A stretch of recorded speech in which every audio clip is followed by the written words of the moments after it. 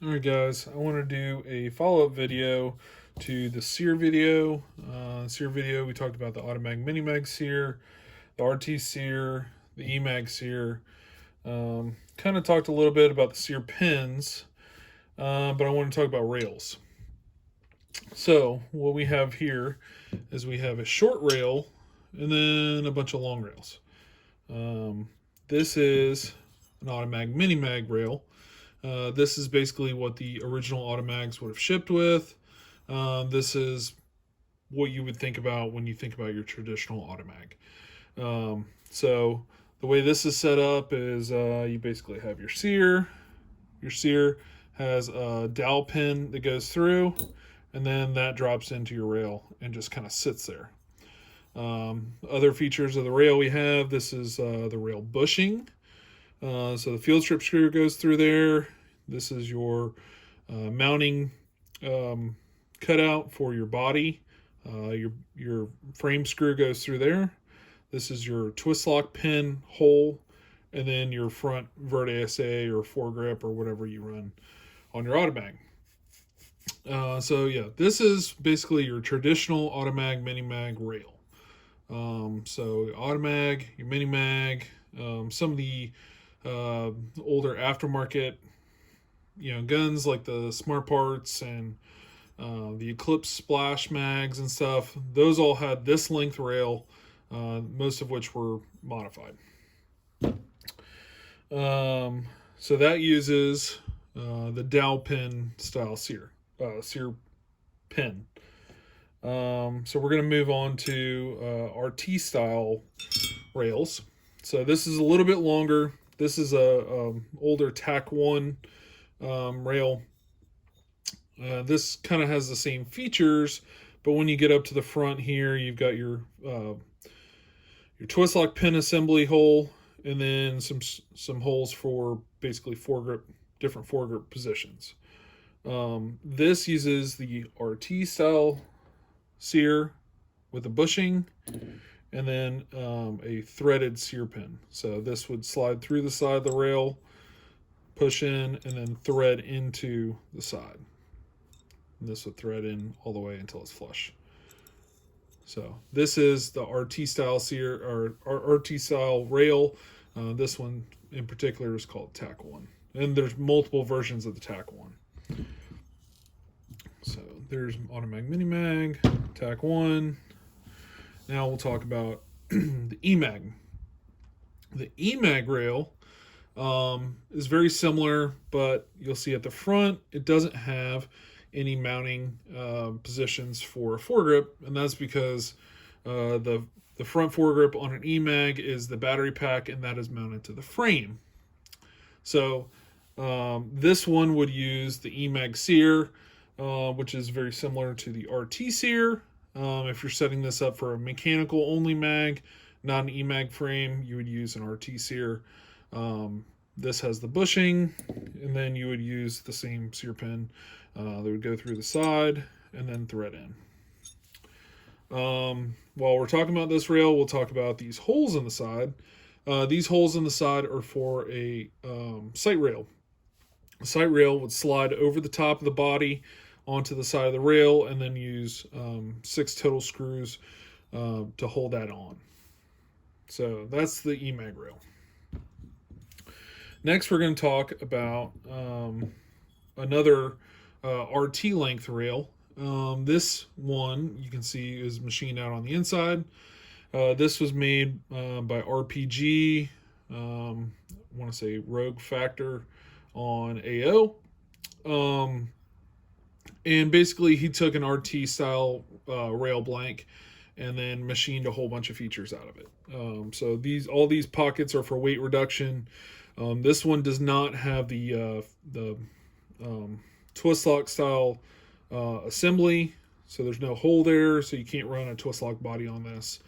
And then it has this slot up here for foregrips, so you can use an adjustable foregrip. Basically you put 1 screw or 2 screws through here, and then you'd be able to move this forward and backward to a position you want.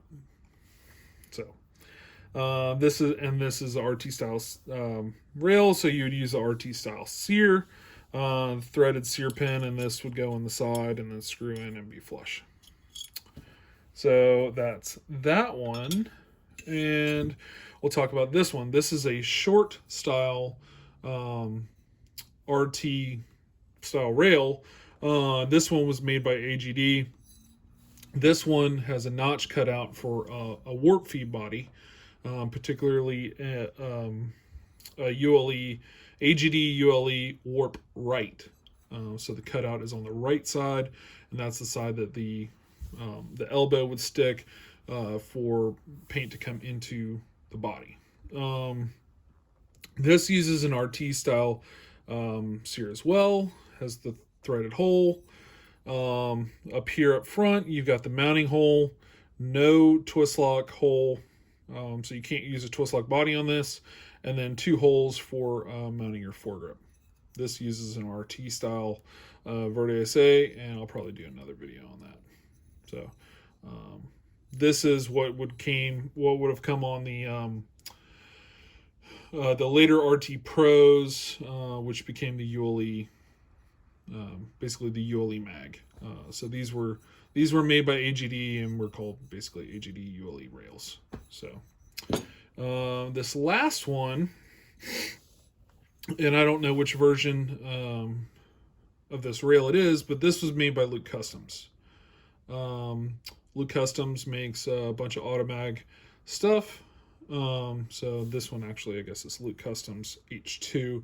He has a couple different versions, and that relates to the height of I think the sear pin. It probably says on his website, but I can't remember off the top of my head.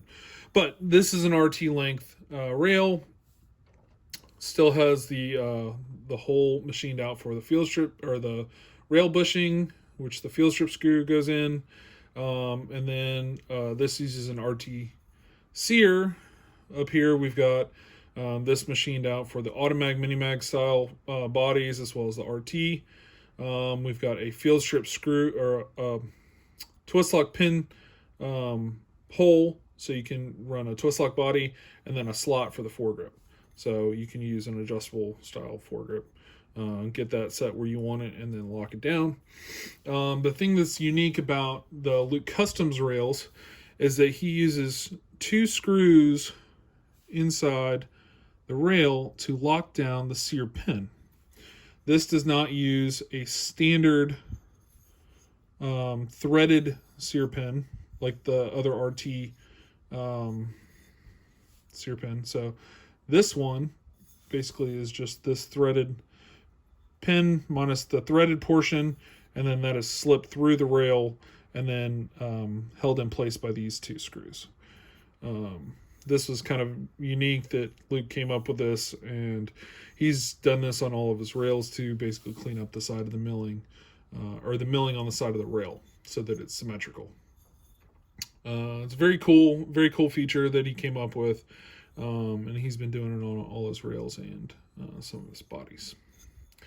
So yeah, so this would use an RT sear as well.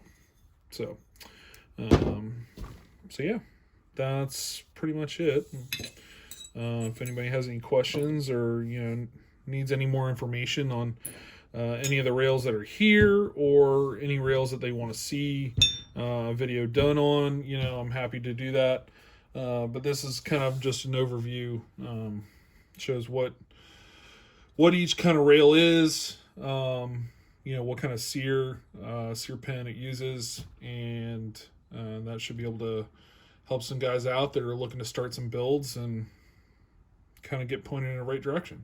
So yeah, I'm not sure what I'll do next. I probably will do maybe a short video on like Verde SAs, or maybe some foregrips, give some guys ideas of what they can use up front in these rails. And yeah, I don't know. Well, but I'll try and keep doing these. Seems to be helping people. So yeah, thanks guys.